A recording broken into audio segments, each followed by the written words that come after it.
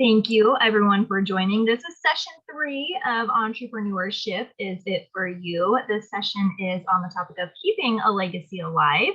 So I am Rhonda Belda with CYN, and I am going to hand it over to Sarah Bennett with Nebraska Business Development Center to kick it off. Thanks, Rhonda. So I am Sarah Bennett with Nebraska Business Development Center. So presenting this series on entrepreneurship, is it for you? It's a 4-part series where we're kind of diving into what it's really like and getting perspective from business owners. So the first one was just more about general traits of entrepreneurs and kind of the idea of it. The last session was about starting, and then this one we're focusing on buying a business and what that dynamic is like. And later on today, we're going to hear from Elizabeth Schutz with the Chocolate Bar in Grand Island, and she has been with them almost since the beginning. So a girl has seen ups and downs in the restaurant world and said, yes, I'm going to take it on as an owner. So I think she'll have a lot of great insight to share for sure. So why are we here? Well, I guess I kind of skipped to the point on that already. But why this series was developed is just to think a little bit more for the segment of connecting young Nebraskans audience about what's next. What's next personally, what's next professionally, and is now a time to make a change and make a pivot in your life. We've seen a lot of people, because of the pandemic, reevaluate and say, well, what do I want to do and what gives me passion and joy in my everyday life? So maybe entrepreneurship is that passion for you. So I selected CYN members specifically for kind of entrepreneurship in this panel because really it's an ideal age to think about what's the next stage in my life, what can I do? We're all, professionals. We have goals in mind. We want to get things done. We're visionaries. I'm working on that. Some people are more visionaries than me. I talked about goal-oriented, curious, right? We want to know what's going on in the world. Maybe that's why you're here today, and to really learn more about our communities too. Difference makers. We see that a lot for sure with CYN makers. And all of these reasons, I thought, let's talk about entrepreneurship with this subset of folks. So as I said, Sarah Bennett with Nebraska Business Development Center.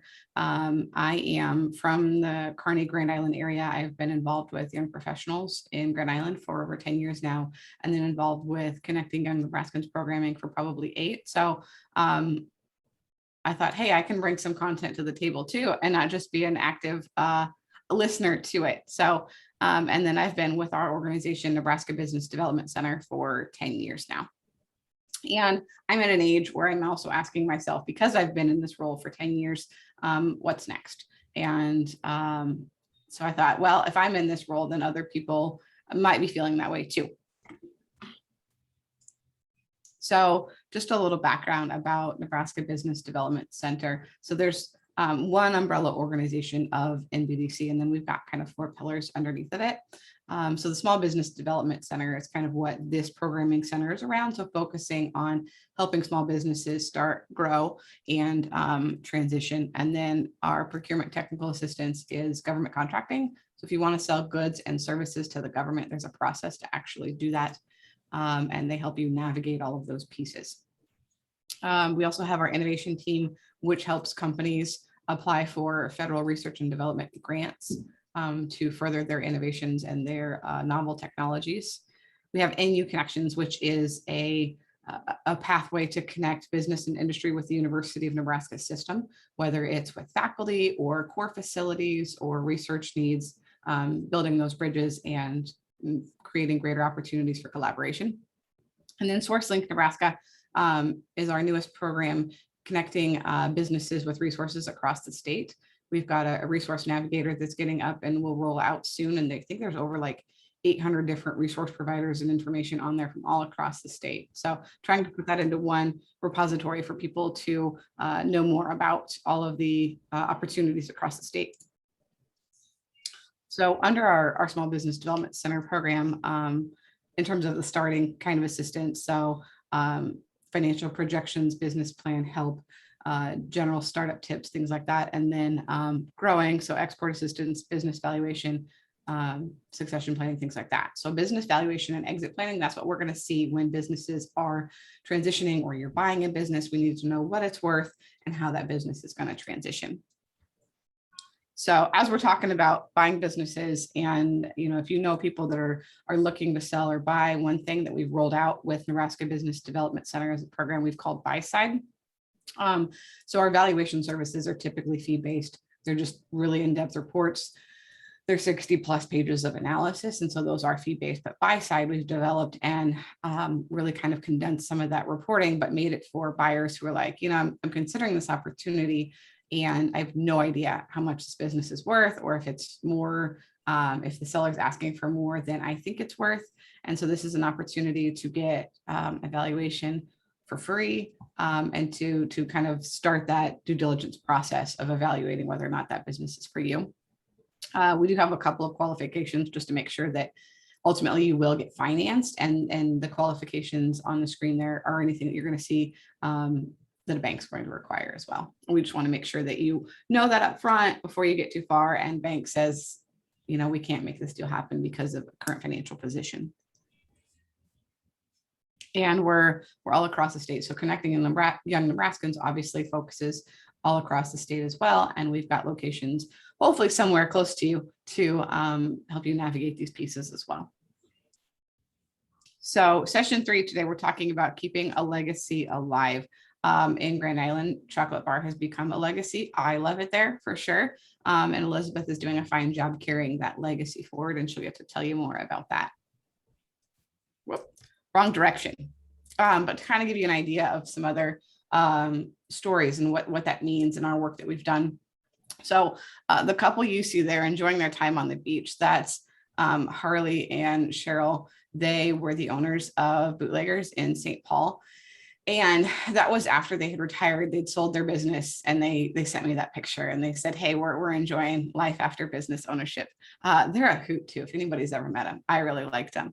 And so they approached our office because they were looking at selling and trying to figure out, what's the appropriate buyer, what's our business worth. And so we worked with them over a period of about 2 years. And they were at the time considering whether to sell their business to an employee that worked for them or their daughter. And after they kind of went through some things, improved the business, they ultimately decided to sell it to an employee. And so they took some time to really think about, what does this mean for us and what's next? So that's kind of on the seller side of the equation, but figuring out, what's next for us and how do we continue this business in town and its significance. And they're still going strong there in town for sure. Another example, so Roadway Inn and Suites is a budget-friendly hotel in Grand Island, and it got started by Rick and Sandy Milton, and they brought in Nathan DeLate, who's pictured there, to be the general manager. He was in college, and they recruited him as a general manager. And then sometime later, they were working on a project and ultimately ended up creating Mainstay Suites. And Nathan got the opportunity to co-own it with Sandy. Rick had passed away about 3 years prior, and they still wanted to carry his legacy forward. And this was an opportunity to create another property in Grand Island, and Nathan got a shot at ownership. And obviously a hotel property is not cheap, and having the capital to do that in your 30s is a challenge. And that's where partnering with the owner of Roadway Inn helps make that possible. So those are the general steps of starting a business. If we want to keep it like 8 steps, right? We all love the steps or the how-tos and the checklists that we look at. Elizabeth, you followed that totally sequentially, right? Oh, absolutely. Exactly how you did things, right? It looks simple, but it's totally not. And there's a lot of things involved with it. And that's where our office can help, or even just talking to people about what their experience was like. Because you want to make sure that what you're seeing at the beginning and what you're thinking about in buying is ultimately, once you sign that dotted line and you close the doors to your new business, you're like, oh, this is what I was after. Yep, this is what I wanted. So a lot of things, and figuring out what's right business, what types for sale, what's right for you, what's right for your skill set, and all of those things. What aligns with your budget. That can be a big piece because businesses are expensive. because somebody else already went to the trouble of creating it. And so there's additional value there, called goodwill or blue sky, and a lot of things to navigate, even just from the financing piece. You may not necessarily have the cash to do all of it, the whole deal, right? But you have some cash and you call your banker and say, hey, I also need some money. Or maybe there's friends and family that say, sure, I'll lend you some money in this project as well. But thinking through all of those things and what that means. But things I want you to think about and components to evaluate and, is like the assets. Like, what are you purchasing? Is there equipment involved? What are they keeping? What are you buying? Thinking about the customers, what's their type? What's their makeup? Key customers is a big one, just because you want to know whether or not a customer makes up a large portion of revenue. At the chocolate bar, I don't think that's an issue, right? Because you've got people coming from everywhere. But if you're like a manufacturer and you only create a widget for, 2 or 3 companies, if one goes under, that really could impact you. And what does that mean for your business and for your future? Where is all of that kind of coming to? Products and services, thinking about, are they all up to date? Are they relevant? Are you going to change anything? Based on, the last owner had it for 30, 40 years, and you see an opportunity to bring something new to the market. Understanding the employees too, right? So who's there, kind of what's the job descriptions, the org charts, what skill sets do you need to fill in once that owner leaves too, for sure.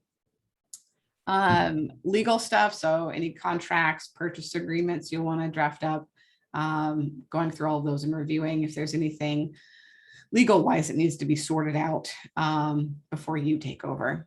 And then financials, that's the biggest piece. The bank will ask for that for sure. 3 years of tax returns, profit and loss statements, balance sheets, all of that. And you want to know too, to take a look to know, how have they done historically? What does it look like? In our experience with restaurants, a lot of times we'll see ones for sale and cash sales don't always hit the books. And so then it looks like they're not doing very well, when in fact they may actually be doing quite well. They just didn't make it to Uncle Sam's desk with the income tax. So kind of understanding that too, because that's the biggest piece that the banks are going to scrutinize, and that you'll want to know is have sales been on the rise the last 3 years, or is it a downward trend, and why is that the case? Other things to think about: what's the history? What are you getting into, and what has it been like to have that business in operation? The big one: why are the owners selling? Hopefully for like a good reason, and not that they see something you don't, right? Things are going downhill and they're getting out while they can. So really understanding that, and then knowing that buying is different than starting. So, evaluating what's important to you. If you want to put your stamp on it and not have somebody else's stamp, or if you're like, you know what, they've created it, it's a nice framework, I don't have to go through those hurdles. And figuring out what are the skeletons or the anomalies that are different with this business. Might be totally fine, but there may be something that just operates a little bit differently than you would expect. And so being aware of some of those things. And then, are you in the right financial position? Maybe you just bought a house, so all of your cash is now tied up into that house. Maybe you've been setting money aside for a while and you're like, you know what, this is right for me. Where you're at in your life stages, if you've got expenses coming up with children or other things. And then, what does success mean to you? If you buy this, what does success look like? Really evaluating kind of personal goals too, and then matching your skills to the business. So what are you good at? If you're not good at the accounting piece, make sure you've got an accountant that's paid for. Maybe you hire them. It's not necessarily an employee, but you work with a bookkeeping firm or a CPA. Figuring out what you're good at, and then either hiring or contracting out the rest, the skills, and if they match to the business that you're going to be working or buying, really. And then, why are you buying? That's a big piece, right? Like, what is your motivation for it, for sure? And then Entrepreneurial Journey was a series of videos that we created through NBDC to share stories of other owners and what their journey was like from starting to purchasing. So the couple here, Jason and Ashley Noyes, they purchased 3 or 4 businesses and Grant. because they're like, these are important in our community and we want to make sure they remain viable for the residents in the area. So their story is pretty cool. And Jason always said yes, and Ashley said no, and somehow they still own 4 businesses. Jason's a pretty persuasive guy. Okay, so this is the best part. This is when we get to turn it to Elizabeth, and she gets to tell us about the chocolate bar story, how she evolved in the business, and we're gonna ask her questions too. So Elizabeth, I get to turn it to you. Well, thank you for having me, for sure. So first, tell us a little bit about the chocolate bar and then kind of your journey from employee to owner.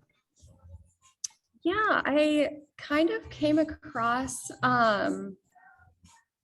the chocolate bar by complete accident. A friend of mine's dad actually was one of the bartenders. And so I was looking for an employment, and I had lived downtown. So it kind of made sense that maybe I'd work downtown too. So yeah, I gave it a shot and started off as a bartender, and just, yeah, was really interested in everything that they had to offer downtown. And I think I've always loved downtown. I've always wanted to be a part of it and wanted to be a part of the growth of it. So being here and starting here really gave me that opportunity. And as I just became familiar with like all the drinks, I was interested in baking. And so just showing that interest, I was able to get cross-trained in the bakery and get cross-trained with food and eventually coffee. And so I've had just a lot of good mentors here that have just taught me a lot of stuff, and stuff that's really stuck, and just where it's got me now. So for those maybe who haven't been to the chocolate bar, can you explain it a little bit in terms of like the vibe and everything that you guys offer? I know it and I love it, so I know it's on the menu, but give everybody else kind of a glimpse into what that looks like. I know when people think of the chocolate bar, it's like they think of the chocolate factory, and someone was like a chocolate fondue, but it's more of just a coffee house cafe. So what we do is we have breakfast in the morning, of course, coffee, pastries. We do make our desserts from scratch in the bakery. So we've got a little bit of everything for someone. And then we carry on to lunch until 3. So yeah, we've got like the salads, wraps, something a little bit more fresh, and then comforting. We've got paninis and grilled cheeses. Yeah, so we're kind of a little bit of everything all in one. And I would say the vibe inside is The vibe more is of an urban feel for sure. Yes, and it is absolutely come into a direction of feeling a lot very earthy with the plants, but very just light. And the direction the old owner always wanted to go in was to foster just relaxation and growth. So I feel like you can come here and be inspired, but also just, hang out and have a good time. I've gotten a lot of work done there before, right? You get the right vibe and the right mental state. So I have come over for coffee and some work, and it's there. It happened with that vibe. Okay, so tell us a little bit about how the conversation happened about transitioning ownership and having you purchase it. So did the sellers approach you? Did you approach the sellers? What did that kind of look like? To be honest, it is such a blur. So it happened actually probably 6 months after I had a child. So I was still in just like the very busy stage. But we had a little bit, we had one of our main employees moving out of state, and that just kind of pushed into motion how maybe we would be working some positions within the company, and just what everyone was going to eventually do. And I don't know, like, I know she's always known I've been interested, and I've had such a passion for the chocolate bar. So I don't even remember how it got brought up, but it was like, okay, let's do this and let's go for it. So then did you have, I mean, so she knew you had an interest. You just had conversations perhaps about like your passion for the business, and if the opportunity ever came that she wanted to sell, that you would for sure be interested. Yep. I know she made it a point to make sure I knew it was not easy and it was going to be difficult for sure. But as long as you do have a good work ethic, we've always had such a good team here, and it's as long as you have a good team behind you, that really, it really works well. So then next question. So you've been there almost since the first year of opening. So you've been there 9 years, right? Yep. Okay. So as you and your husband Perry were evaluating things, what did you decide like you wanted to keep or you wanted to change, or how did you kind of go through those thoughts about what do we retain and what do we want to put our stamp on? I think from being here such a long time, I did get very close with the previous owner. So I really knew her vision and I understood a lot of it. It wasn't till I kind of flipped into that owner position that I really, truly things started to kind of click into place for me. But I think I did not truly want to change much there. We just, have always been going in such a good direction that if it was anything, it would be just small little tweaks to upgrade anything and not necessarily just take it away. I would agree. With COVID, you had to pivot and do some things. So the like lunch specials you created, I thoroughly enjoyed because they came with cake.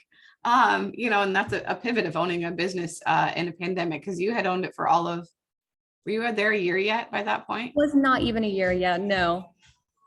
So I for sure, even though I think that was the hardest thing, was just to be there so long and to have a pandemic crash down on you was not anything I felt like I was in a place to decide, because it's like we've always had our set hours.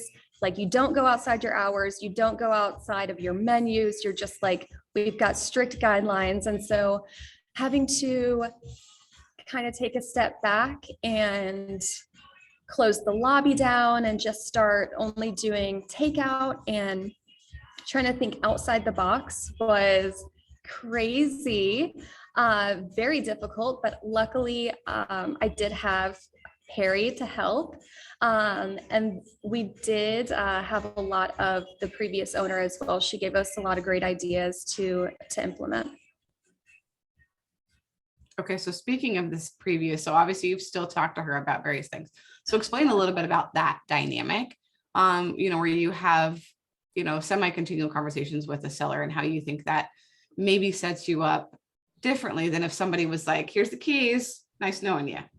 I don't think I would have such a love for the chocolate bar if it wasn't for the previous owner, and just everything. Everything that she did, I absolutely loved. And she was such an easy person to come to, and they're just, you never felt like there was any judgment, but she just truly wanted to help you and help the business, but also help kind of the town that she was living in.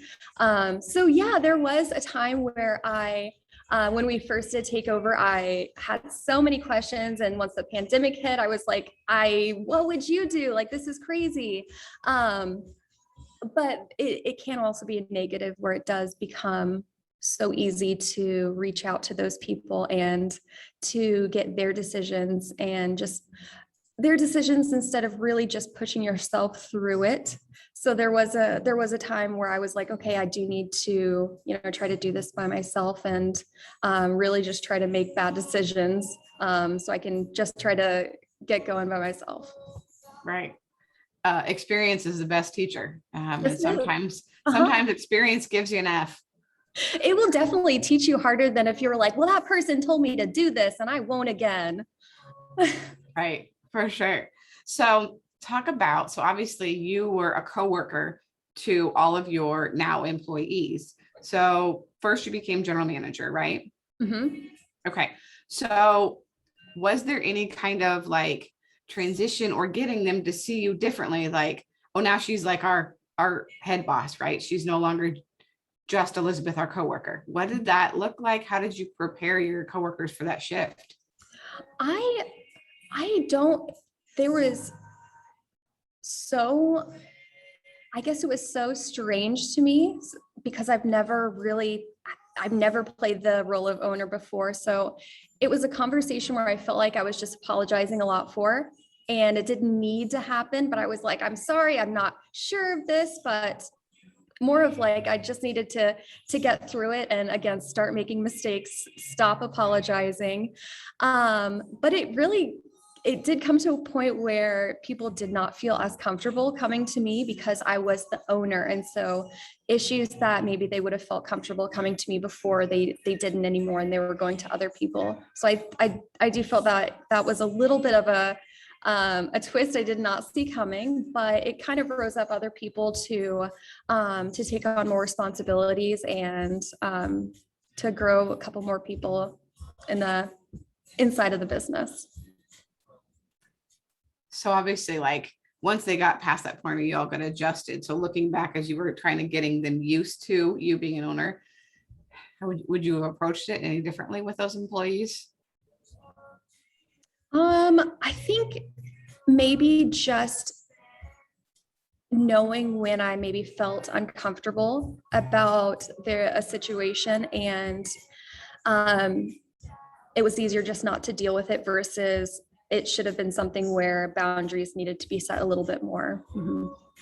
Right. So recognizing the boundaries kind of early on and just establishing those. Mm-hmm. Okay. Very difficult. You definitely don't realize that they've been crossed until afterwards. Right. Right. And yeah, because, for 7 to 9 years, that time as an employee. So transitioning then quickly into the mental state of an owner, for sure would be a challenge. Definitely. Just, I respected so much of the previous owner that even though I was so close to her, there was just like a level of respect that I don't think was ever crossed. And I never intentionally tried to cross it. But I think that there's just can be a little bit of a shift with new employees coming in and that level of comfortability. And of course, I want everyone to have fun here. This is a place, again, where we foster relaxation and growth, but it is also a small business. So we need to really do what we can to be a team and to just keep this business moving. Right, for sure. Okay, so now I'm going to stop share. We're going to pivot and we're going to do poll questions, which means you as audience members, we've pre-selected some and you get to vote on the ones you like best, and then Elizabeth gets to answer them. So I will launch the poll. Okay. And if there's one on there you like better anyways, just drop them into the chat. And at any point, feel free to drop questions into the chat. And if you have something different you want to ask Elizabeth. So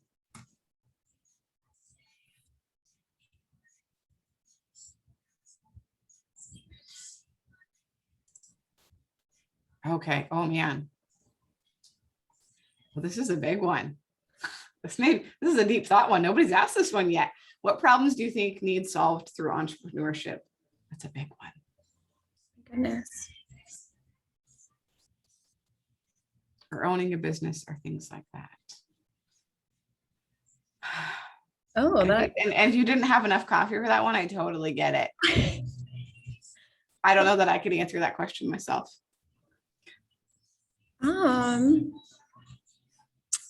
Okay, we're going to pivot and we're going to say what's the most challenging thing about owning a food business? Because I'm curious. What's the most challenging thing? Oh my gosh. Honestly, being such like an Instagram foodie person and wanting that Instagram perfect food, I think it's hard. It's hard to not have such high expectations that every single piece of food that goes out needs to literally look like it was set up by a 5-star chef. I think I want everything to be just immaculate, but also just knowing where even though you like it and you are the owner, it probably doesn't work as like a whole. So I've got just like so much food that I want to do with like salmon and mushrooms. I'd love to do like keto stuff and vegan. But you do have to think what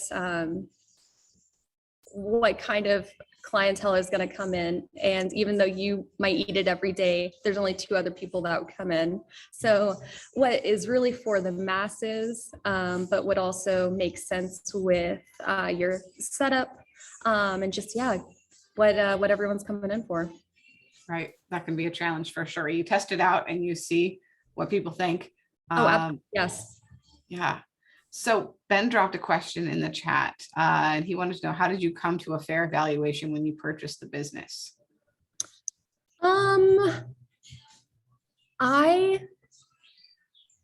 I guess that was all the previous owner and all the previous owners. When I looked at it, I was like, absolutely, like that.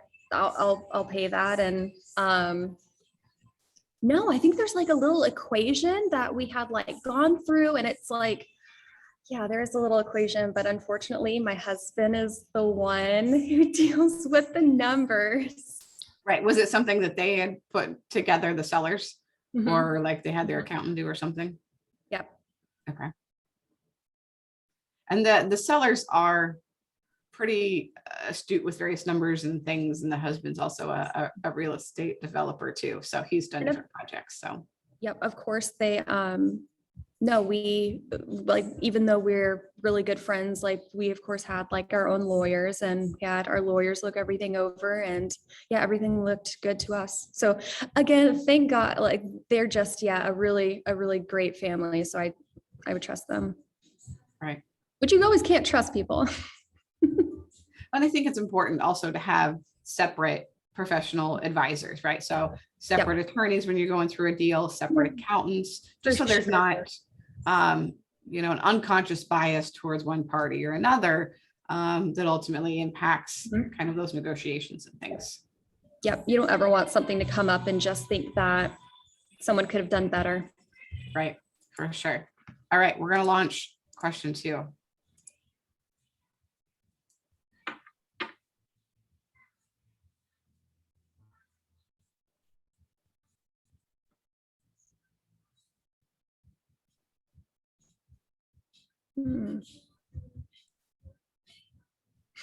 So what do you recommend for maximizing time management?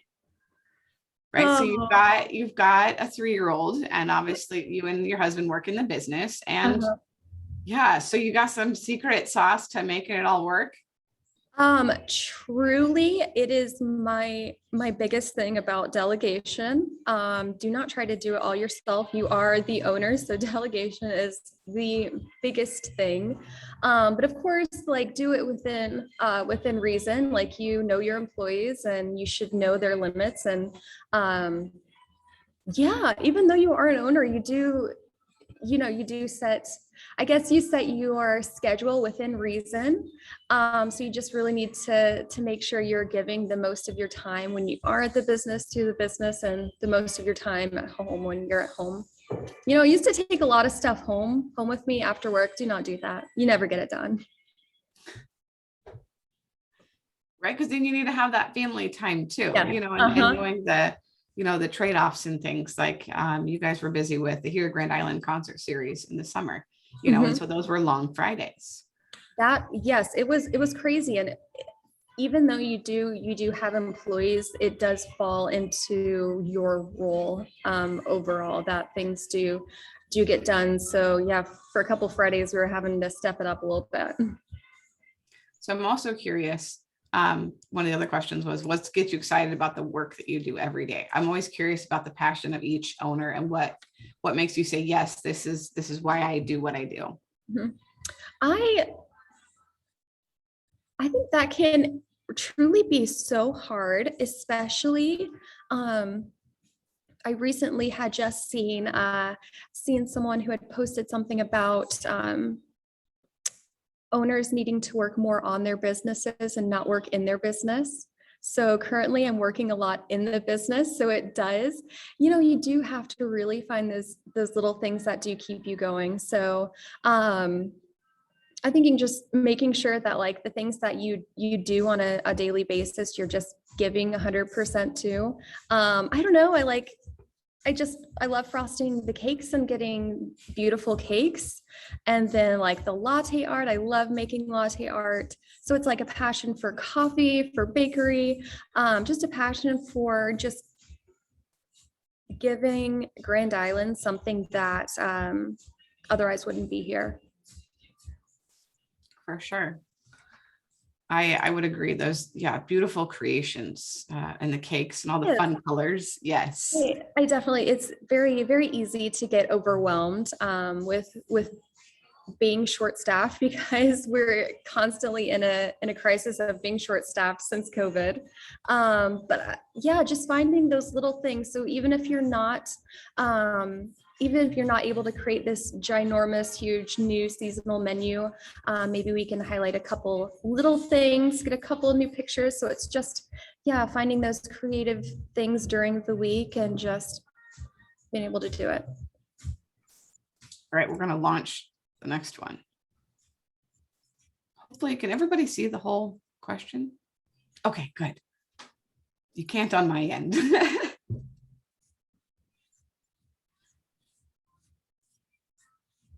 If you can't, you can stretch the box, or at least I was able to stretch the box to see the whole question. Oh, there we go.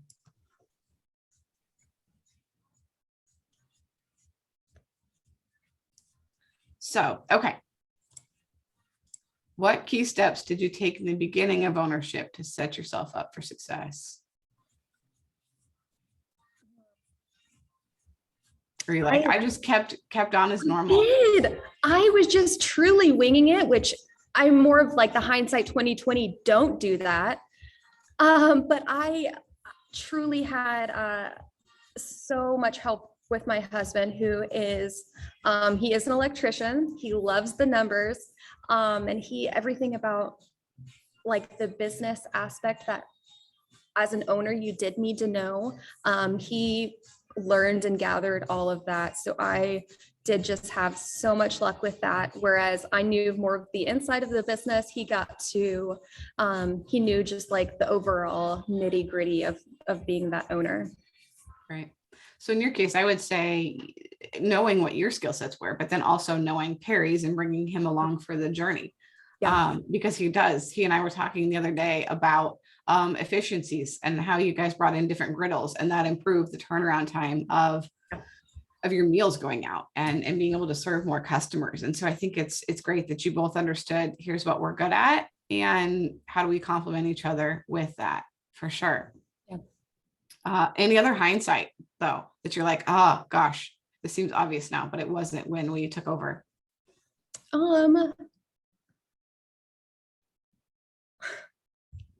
I guess hindsight that all the decisions do fall on you. And of course they do as an owner, but I think, yeah, everything falls on you and just everything is up to you to kind of pick up the pieces for everything. So again, that's where delegation comes into play. But yeah, hindsight, COVID, did not expect that coming. So that took a year out. And honestly, it's changed our normalcy. So we'll never get back there, but hopefully we can get back to a good medium, a better version of there. Right. For sure. Yeah. And if it makes you feel any better, nobody knew how COVID was going to impact their businesses, for sure. So they were like, it's gonna, things are gonna be out of whack for at least a year. And I was like, a year? That's crazy. But yeah, thank gosh, I had Perry throughout the pandemic, and we had a couple of employees that actually volunteered to help bake, and we could not have done it without them. Right. It was a team effort, for sure. Yeah. When I had heard there was employees volunteering, that's when they love their job, that they said, we want to make sure this business remains viable. I think that definitely is hard too. when you have a small business and your employees do help out like that, they are not your employees, they are your family. All right, we're going to launch question. Oh, hey, hold on. Before I launch question 4. Oh, are there any practices you implemented because of COVID that you plan to continue long term? Mm-hmm. I think what practices, just making sure that, things are just sanitized a lot more regularly than sanitized, and just more of a cleanliness awareness. Not that there wasn't, but I think just once COVID hit, everyone was like making sure you're washing your hands. So I think it just kind of made us more aware. No, so I think other than that, just not getting stuck in a rut, knowing that you have to just keep going and keep pushing through, but maybe changing your mindset a little bit, and just changing the way you're doing it, not necessarily the direction you're going in.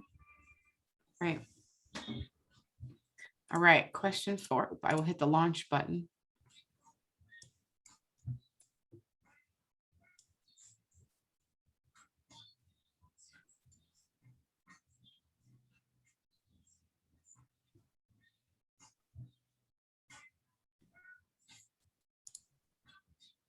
Okay, so what questions did you ask yourself to know if purchasing the business would financially work for you and, for Perry too? What kind of hard conversations did you have?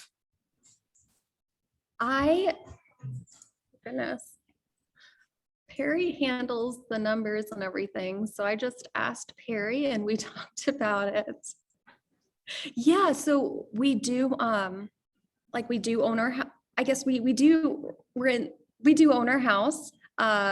So I guess there wasn't a question on moving or anything.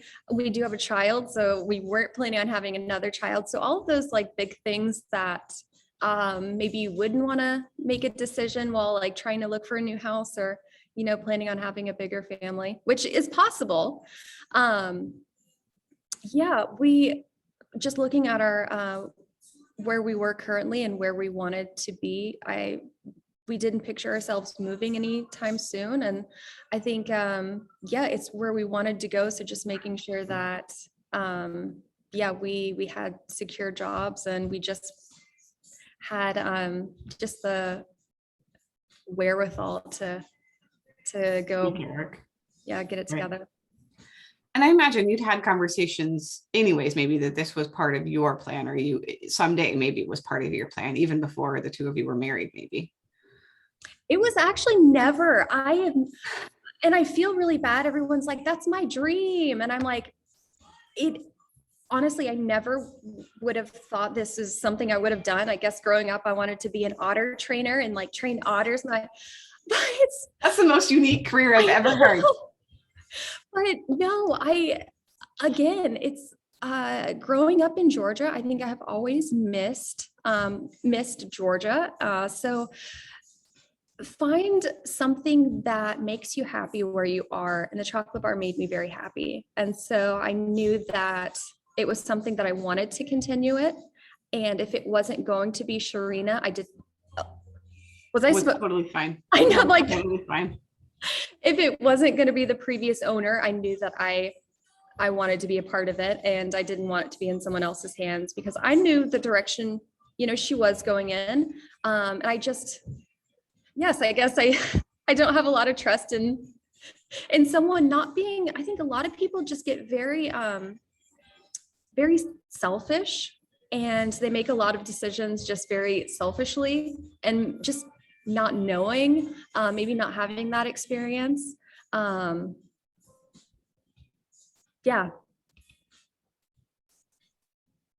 But yeah, you had for you, it was just somewhat serendipitous, right? You found the opportunity and it all kind of came about, but I think, with it, perhaps you kept an open mind with all of it, I'm open to opportunities and this is what I enjoy. So how can I continue with it? Mm-hmm. For sure. Okay. I'm going to start sharing my screen again. If there's other questions for Elizabeth, because I'll wrap things up here, go ahead and drop them in the chat, and we can totally ask them if there is something we missed that you're like, no, I want to know about this, or what's totally different about owning a business. Feel free to put those in there and I will share the screen again. There's Perry. He's the numbers guy. So our next section and the last one, September 8th, where do I go from here? So kind of doing a wrap up of all 3 sessions and thinking a little bit about, what do we do with this information, or how do you proceed as somebody interested in this or as a community leader, and what that, might look like. And then with each session, we have tools to accompany the session. So if you're thinking about it, workbooks to go through. So one kind of on a business assessment, some key questions just to jot notes down in, with why are the sellers selling their business? What is the customer makeup? All those kinds of questions. And then kind of pros and cons, right? Just a quick overview of pros and cons of buying a business. And then you can evaluate, gosh, do the pros outweigh the cons? So simplifying it, but we like to look at pros and cons, right? And so that's another opportunity to kind of use those tools as well. And I will drop that into the chat. With everything is in a Google Drive. And I'm going to share the screen one more time because I didn't earlier. These are some of the lovely, there we go. The lovely things that they offer at the chocolate bar. So it is lunchtime in case you're feeling hungry. Depending on how far your drive is to the chocolate bar, be sure to connect with Elizabeth and go there. So I will also, here's our Google Drive. So there are all the session materials here. So the different tools, and you can access those, and I will put them right in our chat.